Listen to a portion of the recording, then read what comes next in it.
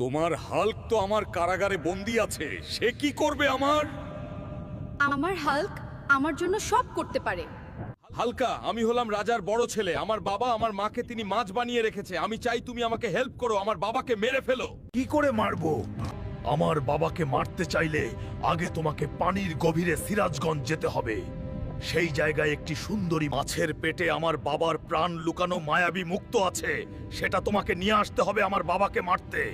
Hulk, আমি তোমার জেলখানার তালা খুলে দিলাম, তুমি পালিয়ে যাও, গিয়ে সেই মুক্তাটা নিয়ে আসো। ধন্যবাদ কুমির রাজকুমার, আমি কথা দিলাম তোমার মাকে আবার তোমার কাছে এনে দিব। ডলফিন মাছ বন্ধু, তুমি কোথায় আমাকে হেল্প করো? বন্ধু বলো কি হেল্প লাগবে? বন্ধু, তুমি আমাকে মাছের রানীর কাছে নিয়ে চলো।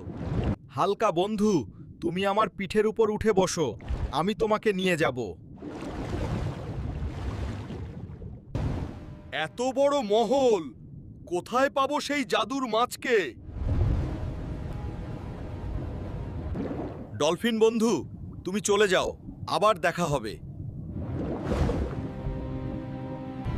জাদুর মাছ, তুই আমাকে কুমিরের প্রাণ মায়াবী মুক্তা দিয়ে দে, না হলে তোর শেষ দিন আজ। মানুষ এত বোকা আগে জানতাম না। আমার দেশে এসে আমাকে হুমকি দিস, আজকে তুই শেষ।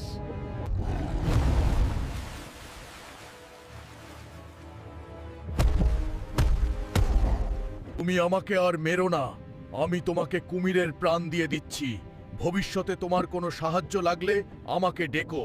কি হলো? আমার এমন লাগছে কেন? আমার মায়াবী মুক্তা কিছু হয়নি তো? সেনাপতি, জলদি যাও, দেখে আসো আমার মায়াবী মুক্তা ঠিক আছে কিনা। বন্ধুরা, এরপরে কি হলো দেখতে চাইলে কমেন্ট করো কুমির রাজা পার্ট 4 এবং ভিডিওটি শেয়ার করে দাও।